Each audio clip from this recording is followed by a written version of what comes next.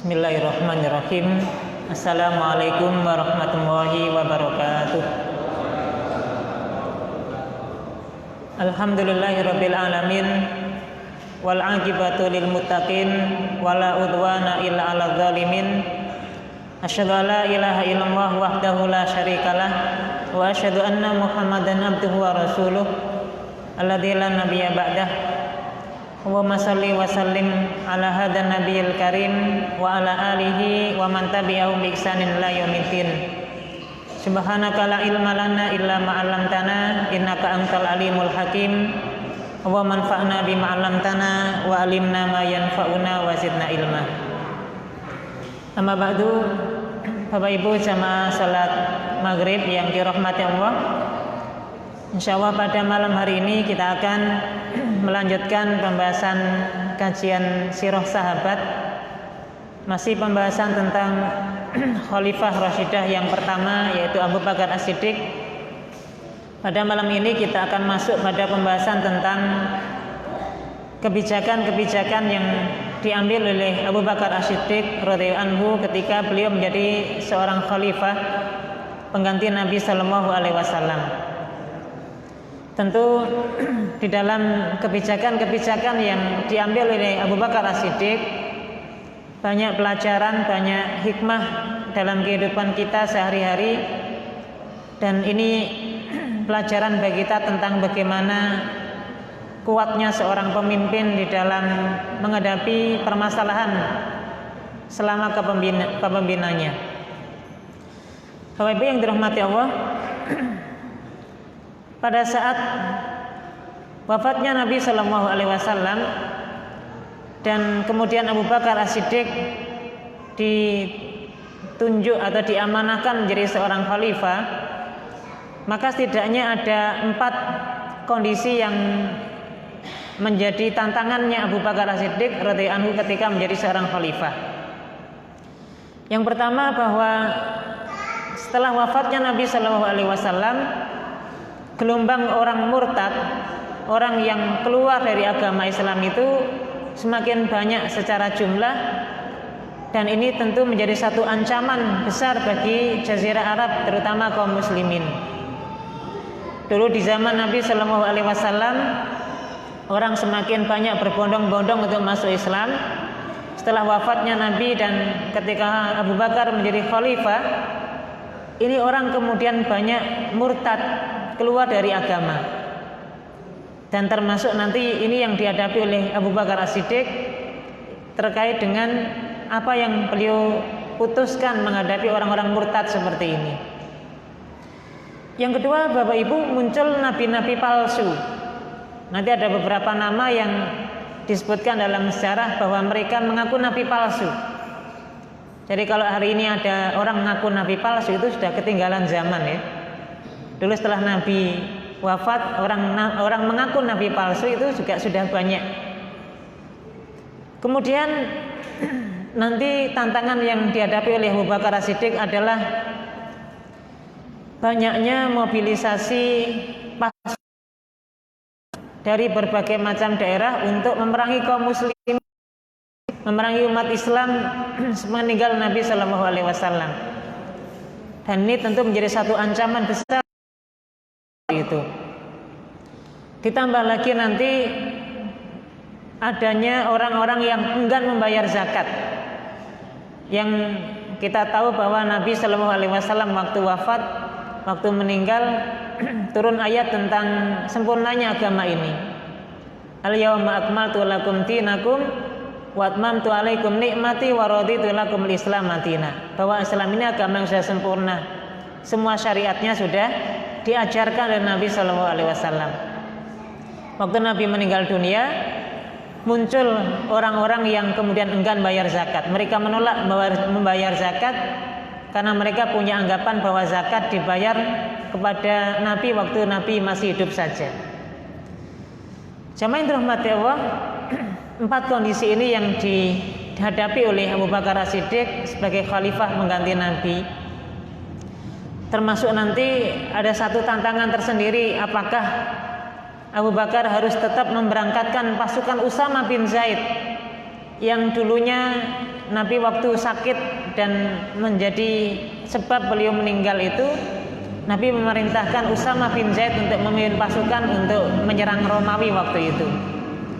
Maka secara umum Bapak Ibu ditambah dengan satu hal ini ada 5 hal yang harus dihadapi oleh Abu Bakar As-Siddiq, dan beliau harus mengambil keputusan-keputusan, kebijakan-kebijakan yang dilakukan selama beliau menjadi seorang khalifah. Kemudian dalam kondisi seperti itu, Aisyah radhiyallahu anha ummul mukminin, beliau menggambarkan betapa sulitnya kondisi waktu itu, sampai kemudian beliau mengungkapkan, Aisyah radhiyallahu anha ini menyampaikan, ketika Rasulullah sallallahu alaihi wasallam wafat dan banyaknya orang yang murtad dalam jumlah yang besar, serta banyaknya kemunafikan yang merajalela, termasuk orang yang tidak mau bayar zakat, orang yang mengancam kemudian akan melakukan serangan kepada kaum muslimin waktu itu, maka sampai kemudian Aisyah ini bersumpah, demi Allah, aku mendapatkan beban yang sangat berat. Seandainya ia menimpa gunung yang kokoh, niscaya akan hancur. Beban yang berat seperti itu. Maka para sahabat Nabi Sallallahu Alaihi Wasallam, Aisyah mengumpamakan seperti domba yang diguyur hujan lebat pada malam hari di suatu kebun yang berada di tengah-tengah padang yang dipenuhi oleh binatang buas. Inilah ungkapan Aisyah radhiyallahu anha mengungkapkan kondisi kaum muslimin waktu itu di awal-awal Khalifah Abu Bakar As-Siddiq ini diamanai sebagai pemimpin waktu itu. Karena tidak gampang ya.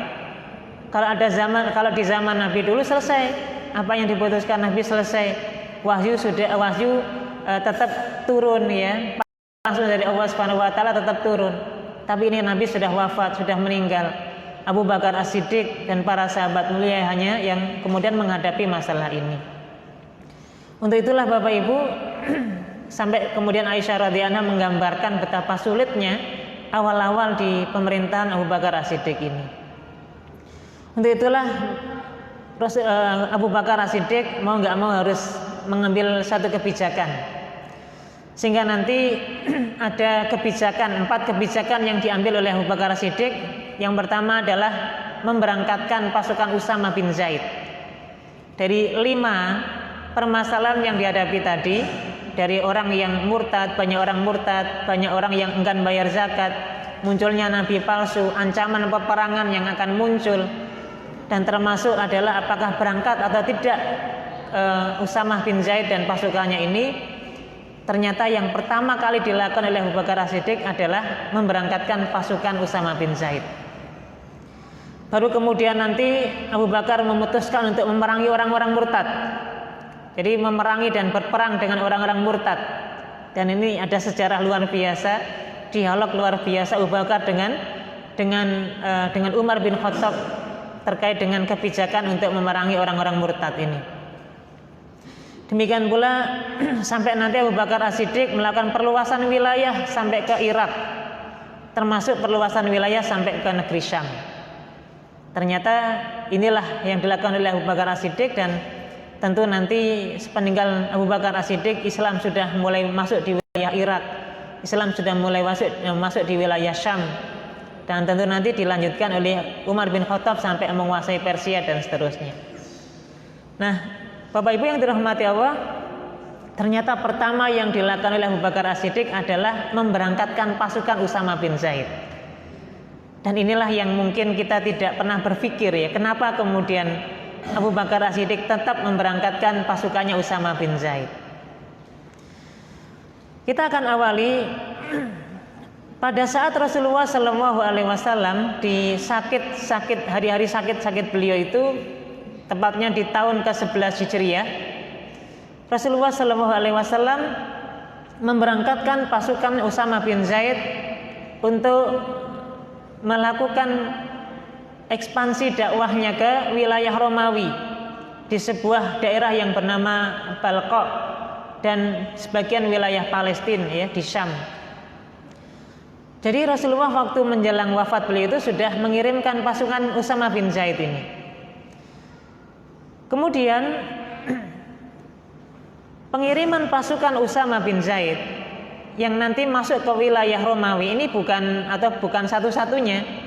Karena sebelumnya di tahun ke-8 Hijriah terjadi perang Mu'tah yang ini juga sudah masuk ke wilayah Romawi.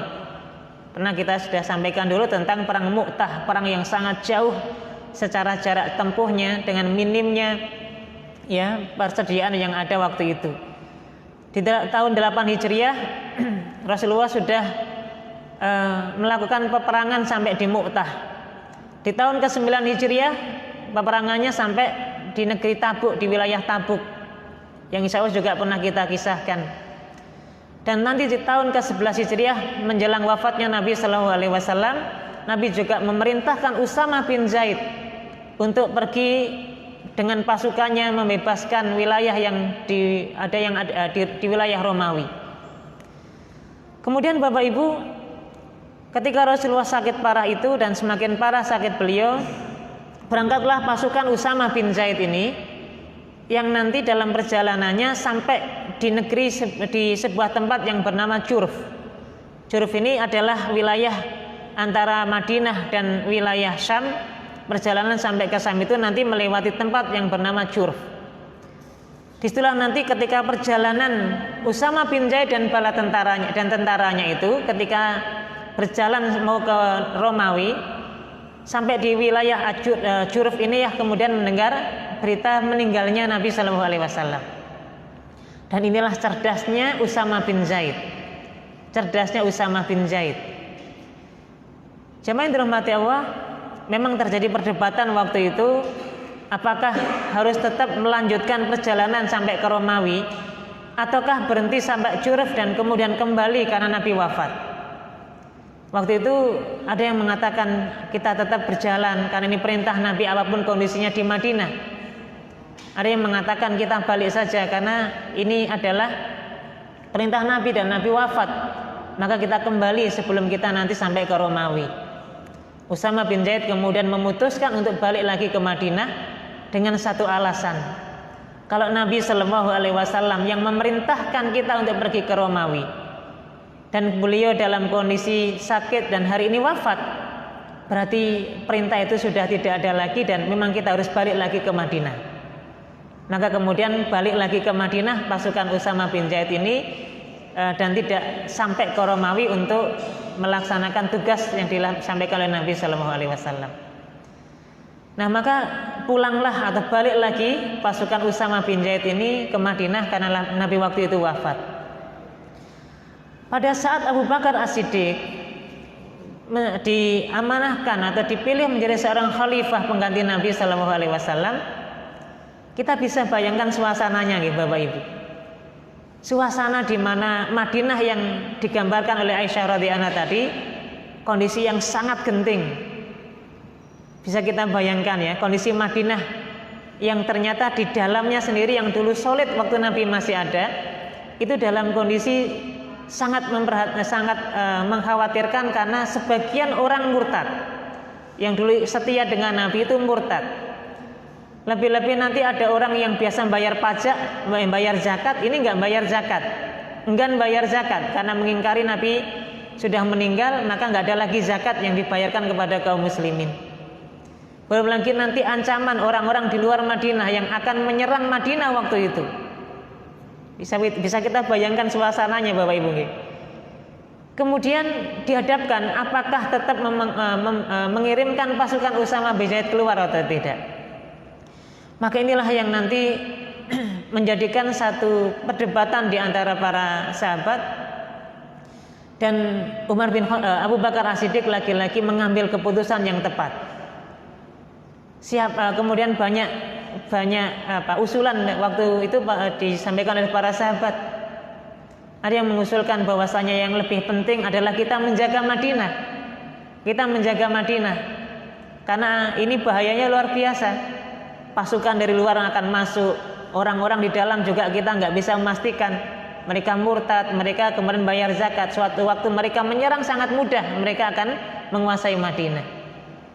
Tapi inilah sekali lagi Bapak Ibu, firasat orang muslim itu memang luar biasa ya. Maka kita diminta oleh Nabi untuk berhati-hati dengan firasatnya orang muslim. Karena firasat orang muslim itu firasat orang yang sangat dekat dengan Allah itu tajam luar biasa. Justru sebaliknya pikiran Abu Bakar As-Siddiq tidak menghiraukan itu, tapi beliau tetap mengirim pasukan Usama bin Zaid untuk pergi sebagaimana pesan Nabi Shallallahu Alaihi Wasallam kepada Usama bin Zaid sebelum Nabi wafat waktu itu. Inilah yang dikatakan oleh Abu Bakar As-Siddiq. Beliau mengatakan pengiriman pasukan Usama bin Zaid harus segera dilaksanakan. Dan ingatlah bahwa tidak ada seorang pun anggota pasukan Usama bin Zaid yang dulu diperintahkan Nabi Shallallahu Alaihi Wasallam yang boleh tinggal di Madinah. Mereka harus pergi meninggalkan Madinah untuk melakukan serangan ke negeri Romawi sebagaimana yang Nabi perintahkan waktu itu. Inilah strategi luar biasa yang dilakukan oleh Abu Bakar As-Siddiq. Mungkin bagi kita dalam kondisi seperti itu kita berpikir kan lebih utamanya lebih baik kita menyelamatkan Madinah dibandingkan harus menyerang Romawi, atau juga jaraknya jauh. Tapi ini yang dilakukan oleh Abu Bakar As-Siddiq, tetap memberangkatkan pasukannya Usama bin Zaid. Kira-kira Bapak Ibu apa hikmahnya dan apa yang nanti menjadi rahasia kenapa Abu Bakar As-Siddiq radhiyallahu anhu tetap memberangkatkan pasukan Usama ini? Inilah yang disebut dengan perang psikologi kalau kita hari ini bilang ini. Perang psikologi. Di mana perang psikologinya? Nanti ketika Abu Bakar As-Siddiq memberangkatkan pasukan Usama bin Zaid ini dengan kelompok pasukan yang dulu pernah diutus oleh Nabi Shallallahu Alaihi Wasallam, kemudian diketahui oleh orang-orang yang murtad tadi, diketahui oleh orang yang enggan bayar zakat, diketahui oleh musuh-musuh yang ada di sekitar wilayah Madinah itu, mereka kemudian punya anggapan, ini betapa kokohnya kaum muslimin di Madinah. Dalam kondisi genting seperti ini, dalam kondisi yang gak aman seperti ini, mereka masih sanggup mengirimkan pasukannya sampai Romawi. Apa yang mereka anggap Bapak Ibu? Yang mereka anggap berarti kalau mereka masih berani mengirimkan pasukannya sampai Romawi, berarti pertahanan di Madinah jauh lebih kokoh dibandingkan dengan yang mereka kirimkan ke Romawi. Inilah yang menjadikan mereka orang yang punya awal untuk menyerang Madinah. Bahkan orang-orang yang murtad yang tadi memusuhi kaum muslimin di Madinah, orang yang enggan bayar zakat, yang mereka sewaktu-waktu akan menyerang kaum muslimin di Madinah, mereka enggak berani menyerang. Kenapa? Karena punya anggapan kalau berani mengirimkan pasukan sampai Romawi, di pertahanan kaum muslimin di Madinah jauh lebih kuat. Padahal Bapak Ibu belum tentu kuat juga. Tapi ini setidaknya yang sudah mengalahkan pemikiran orang-orang yang mau musuh Islam itu, ya, termasuk orang-orang murtad tadi, mereka punya anggapan yang sebaliknya. Padahal sekali lagi belum tentu. Inilah yang tadi kita katakan perang psikologinya di sini.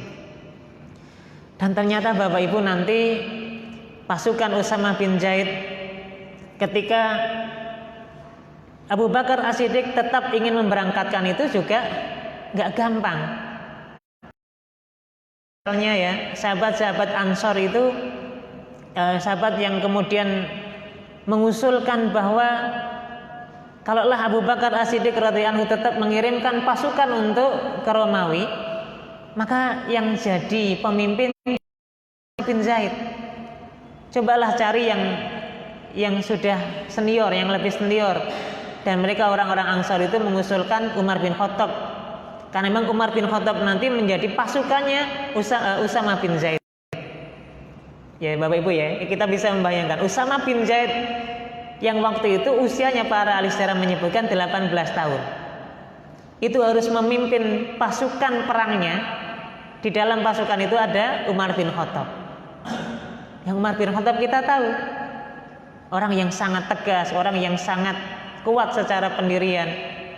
Bahkan sebentar-bentar kalau ada yang salah, apa yang biasa dikatakan Umar bin Khattab Bapak Ibu, ya selalu mengambil pedangnya dan mengatakan da'ani a'taku unuqahu, biarkan saya memenggal kepala leher orang tersebut.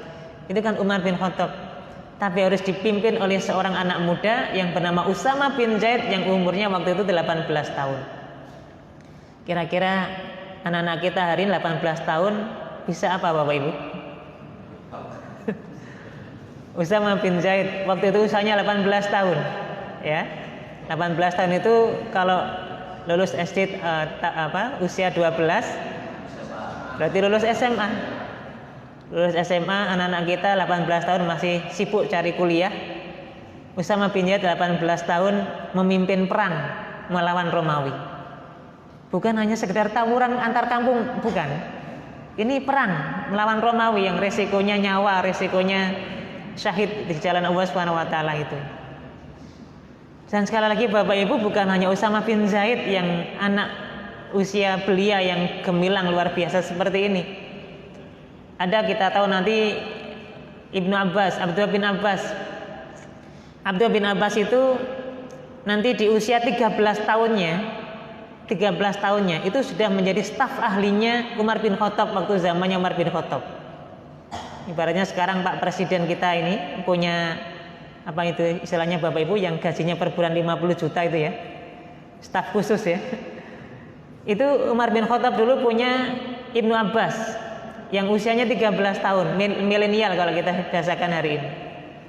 Tapi bedanya dulu Umar bin Khattab setiap kali memutuskan perkara penting tidak pernah lepas usulannya atau tidak pernah lepas untuk meminta masukan dari seorang anak yang bernama Abdullah bin Abbas yang usianya waktu itu 13 tahun. Dan masih banyak yang lain nanti. Kira-kira Bapak Ibu mohon maaf ini ya, anak usia 18 tahun seperti Usama bin Zaid yang mampu memimpin pasukan melawan Romawi itu. Abdullah bin Abbas 13 tahun yang menjadi staf ahlinya Umar bin Khattab. Itu kira-kira kurikulum pendidikannya kayak gimana kira-kira? Kira-kira gimana mendidik anak seperti itu gitu. Punya kurikulum kayak gimana gitu. Yang 18 tahun sudah bisa memimpin pasukan melawan Romawi. Dan inilah yang memang menjadi rahasianya pendidikan di zaman Nabi. Pendidikan di zaman Nabi. Dan ini masih utuh Bapak Ibu, teorinya, dasar-dasarnya, kurikulumnya masih utuh. Kalau kita mau belajar ini, insya Allah kita juga bisa menghasilkan generasi seperti itu. Seperti Usama bin Zaid, seperti nanti ada Zaid bin Sabit, ada tadi Abdullah bin Abbas ya, gemilang di usia belia itu masih utuh. Kalau kita buka-buka buku sejarah, kurikulumnya itu, ya kan? Menghasilkan generasi yang luar biasa seperti Usama bin Zaid. Dan gak hanya Usama bin Zaid, sekali lagi gak hanya Usama bin Zaid. Mohon maaf Bapak Ibu, mungkin Bapak Ibu sering mendengar ya kisah tentang Umar bin Khattab yang suka keliling malam, belusukan kalau kita umpamakan hari ini. Kan satu malam Umar bin Khattab pernah menjumpai dialog seorang anak gadis dengan ibunya yang menjual apa Bapak Ibu? Yang menjual susu itu kan. Dialog itulah yang nanti didengar oleh Umar bin Khattab di malam hari ketika ibunya ingin menyampurkan susu dengan air supaya dapat keuntungan besar dalam bisnisnya. Ternyata seorang anak perempuan ini mengatakan, "Wahai ibuku, jangan lakukan ini karena ini dilarang oleh Amirul Mukminin, dilarang oleh Umar bin Khattab." Kata ibunya, "Hari ini malam ini nggak ada Amirul Mukminin." Padahal lagi imping-imping di depan rumah ya, lagi di depan rumah. Dan Umar mendengar kata-kata itu. Kemudian anaknya mengatakan, "Wahai ibuku, kalaulah Amirul Mukminin Umar bin Khattab tidak mendengar percakapan kita, sungguh Tuhannya Umar bin Khattab mendengar apa yang kita katakan." Kan dialog ini yang nanti menjadikan Umar bin Khattab langsung pulang ke rumah dan menawarkan kepada anaknya siapa yang siap menikah dan akan dinikahkan dengan putri tadi. Ada yang tahu Bapak Ibu siapa namanya anaknya Umar bin Khattab yang nanti dinikahkan sama anak ini, ke anak gadis tadi itu? Namanya Asim. Berapa usia Asim waktu ditawari nikah sama Umar bin Khattab itu? Berapa Bapak Ibu? Ada yang mengatakan 17 sampai 18 tahun. 17 sampai 18 tahun. Ada hari ini yang menikah usia 18 tahun? Ya ada sih tapi jarang ya. Atau mungkin orang-orang dulu umumnya seperti itu. Maknanya Bapak Ibu tidak hanya siap dari segi tadi ya, segi pengetahuan, segi apa, kesiapan mental untuk berumah tangga pun dulu kalau kita lihat lebih dini secara usia gitu. Dan ini kurang lebih kan kembali kurikulumnya kayak gimana sebenarnya menghasilkan generasi seperti itu gitu. Dan insya Allah masih ada, sekali lagi Bapak Ibu, masih ada dalam sejarah Islam, dalam literatur literasi Islam sangat lengkap seperti apa Nabi mendidik para sahabat waktu itu. Kapan dipelajarinya, apa saja yang dipelajarinya, itu masih ada kalau kita mau gali. Sayangnya kita sudah terlalu banyak dimasuki ya pendidikan sekuler yang kemudian terlalu banyak pelajaran itu, ya kan? Bapak Ibu, maka waktu itu kemudian sahabat mengusulkan nggak usah Usama bin Zaid lah yang jadi pemimpin ke Romawi. Masih ada sahabat-sahabat senior, ada Umar bin Khattab, ada Utsman bin Affan, ada Ali dan seterusnya. Tapi inilah Abu Bakar As-Siddiq dengan keteguhan hatinya, dia tetap mengatakan, kalau kalian cela Usama bin Zaid berarti engkau cela bapaknya. Bapaknya Usama bin Zaid siapa Bapak Ibu? Zaid kan ya? Siapa? Zaid bin Harisah. Zaid bin Harisah, anak angkat Nabi Shallallahu Alaihi Wasallam. Abu Bakar As-Siddiq radhiyallahu anhu tetap mengatakan, tetap yang layak untuk memimpin perjalanan sampai ke Romawi dan melakukan peperangan adalah Usama bin Zaid. Dan Rasulullah Shallallahu Alaihi Wasallam tidak akan salah memilih orang. Maka yang dikatakan Abu Bakar, kalau engkau celah Usama bin Zaid berarti engkau celah ayahnya, Zaid bin Harisah. Untuk itu Bapak Ibu nanti tetap berangkat, pasukan itu dipimpin oleh Usama bin Zaid. Kemudian pada saat pemberangkatan, ini luar biasanya ya. Pada saat pemberangkatan, Abu Bakar As-Siddiq lah yang mengantarkan Usama bin Zaid sampai ke tempat di mana dia akan berangkat bersama pasukannya. Dan ini dalam sejarah diceritakan nanti Abu Bakar As-Siddiq beliau berjalan, sedangkan Usama bin Zaid seorang panglima tadi naik di atas kudanya. Dari dua orang sahabat mulia ini, kita lihat secara umum ya, yang namanya presiden dia lebih tinggi secara kedudukan, secara tempat sekalipun dalam perjalanannya ini. Dan anak buahnya meskipun dia seorang komandan sekalipun tetap di bawahnya presiden. Tapi inilah Abu Bakar As-Siddiq dan Usama bin Zaid. Saat Usama bin Zaid dan pasukannya hendak berangkat ke Romawi itu, melanjutkan apa yang telah diperintahkan Nabi Shallallahu Alaihi Wasallam itu, Abu Bakar sendirilah yang mengantarkan, menuntun kudanya Usama bin Zaid sampai keluar wilayah Madinah, yang kemudian nanti Usama akan memimpin pasukannya. Inilah ketawaduannya Abu Bakar As-Siddiq. Meskipun beliau seorang khalifah, mau menuntun kudanya Usama bin Zaid, diantarkan Usama bin Zaid sampai keluar wilayah Madinah waktu itu. Dan mari kita belajar dari Usama bin Zaid yang juga tahu tata krama.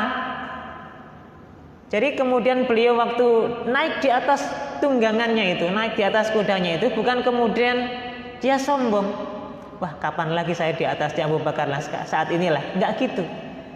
Tapi punya adab. Sekali lagi inilah anak muda yang punya adab itu ya. Maka Usama bin Zaid merasa enggak enak.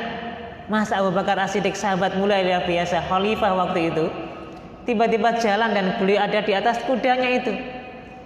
Maka Usama bin Zaid mengatakan, wahai Amirul Mukminin, wahai Khalifah Abu Bakar As-Siddiq, biarlah engkau yang naik di kuda ini, sayalah yang akan turun dan sayalah yang akan memegang kuda tali ini.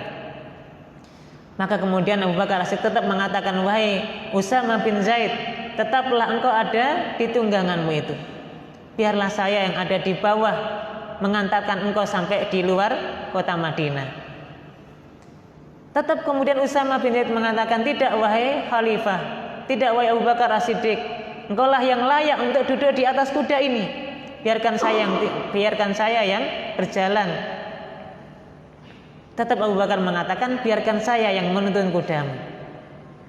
Terakhir kemudian Abu Bakar, inilah yang menyebabkan Usama bin Zaid menerima alasannya Abu Bakar As-Siddiq untuk kemudian tetap berjalan di bawah kudanya Usama bin Zaid. Abu Bakar As-Siddiq mengatakan, wahai Usama bin Zaid, Tidakkah engkau ridho dengan perjalananku untuk mengantarkan engkau keluar Madinah ini, kemudian menempel debu-debu yang ada di kaki-kaki saya, dan debu-debu akan jadikan saksi kepada Allah Subhanahu wa taala bahwa saya sudah berjihad dengan niat berjihad sampai di Romawi. Maka kemudian kalau sudah seperti itu, mau apa lagi Usama bin Zaid? Kalau ini bagian dari keinginan dari Abu Bakar As-Siddiq, karena beliau waktu itu tidak bisa berangkat karena harus berbagi tugas, harus tetap berada di Madinah untuk menjaga keamanan Madinah. Maka kemudian dengan niat untuk bisa berangkat dan debu-debu yang menempel di kakinya Abu Bakar As-Siddiq radhiyallahu anhu berharap inilah saksi yang akan dijadikan bukti di hadapan Allah Subhanahu wa taala bahwa beliau sudah berjihad fisabilillah. Kemudian Bapak Ibu, laki-laki inilah adabnya seorang pemimpin ya. Waktu memberangkatkan pasukannya Usama bin Zaid, meskipun khalifah waktu itu adalah Abu Bakar As-Siddiq, komandan perangnya adalah Usama bin Zaid, Umar bin Khattab masih menjadi bagian dari pasukannya Usama bin Zaid. Abu Bakarlah yang meminta izin kepada Usama bin Zaid dan mengatakan, wahai Usama bin Zaid, izinkan kami di Madinah untuk tetap mengajak Umar bin Khattab tetap berada di Madinah, menemani saya untuk menjadikan stabil masyarakat Madinah ini, dan engkau silakan berangkat bersama pasukanmu untuk berangkat ke Romawi. Jadi Bapak Ibu, Abu Bakar masih minta izin. Jadi kalau semestinya kalau kita misalnya bandingkan dengan presiden sekalipun gitu ya, tetap kalau yang namanya perintah presiden, Abu Bakar, Umar bin Khattab nggak usah berangkat. Itu kan haknya juga. Tapi sekali lagi, inilah adabnya Abu Bakar As-Siddiq. Adab yang pertama adalah adab kepada Nabi Shallallahu Alaihi Wasallam, bahwasanya pasukan yang dulu diperintahkan oleh Nabi untuk berangkat, semuanya wajib berangkat karena melanjutkan perintah Nabi Shallallahu Alaihi Wasallam, kecuali Umar bin Khattab yang kemudian diminta khusus oleh Abu Bakar As-Siddiq radhiyallahu anhu supaya tidak berangkat karena kondisi Madinah seperti itu. Maka kemudian diizinkan Abu Bakar As-Siddiq, Umar bin Khattab kemudian bersama Abu Bakar tetap tinggal di Madinah. Bapak Ibu yang dirahmati Allah, ini menariknya ya. Sebelum pasukan Usama bin Zaid ini berangkat, Abu Bakar As-Siddiq memberikan pidato. Dan pidato inilah isinya wasiat-wasiat kepada Usama bin Zaid dan tentara kaum muslimin. Sekali lagi, inilah adab luar biasa dalam berperang. Dan nanti mari kita bandingkan dengan orang-orang non-muslim yang hari ini membantai kaum muslimin, itu seperti apa kondisinya. Inilah wasiat Abu Bakar As-Siddiq yang mengatakan, wahai kalian manusia, berdirilah kalian. Aku wasiatkan kepada kalian 10 hal. Abu Bakar memberikan wasiat 10 hal. Yang pertama, kata Abu Bakar, janganlah kalian berkhianat. Jangan berkhianat seperti orang-orang munafik yang dalam kondisi peperangannya, dalam kondisi perjalanan perang kemudian keluar dari barisan kaum muslimin, mereka berkhianat. Maka pesan pertama Abu Bakar adalah jangan kau berkhianat. Kemudian pesan Abu Bakar, jangan mengambil ghanimah sebelum dibagi, karena ini termasuk perbuatan ghulul, perbuatan korupsi. Jangan menipu, jangan memutilasi. Sekali lagi Bapak Ibu, ini adabnya dalam peperangan. Jangan memutilasi. Meskipun kita dalam kondisi perang boleh membunuh, tapi ini sekali lagi adab dalam Islam, nggak boleh memutilasi. Meskipun dia orang kafir sekalipun, Abu Bakar melarang, nggak boleh memutilasi. Sekali lagi mari kita bandingkan dengan hari ini dengan orang-orang non-muslim. Ketika membantai kaum muslimin, ya, orang-orang muslimin yang dibantai itu, tidak hanya dibunuh mereka disiksa, dimutilasi dan macam-macam. Sekali lagi ini adab Islam ya, tidak boleh memutilasi, tidak boleh membunuh anak kecil, tidak boleh membunuh orang yang lanjut usia, orang yang sudah tua, nggak boleh. Tidak boleh membunuh perempuan. Sekali lagi mari kita bandingkan hari ini Orang non muslim ketika mau anak kecil, mau orang perempuan, mereka siksa semuanya. Maka luar biasa, inilah perang sekalipun ya, ini yang dijaga. Demikian Bapak Ibu, sudah Isya. Kita lanjut lagi ya.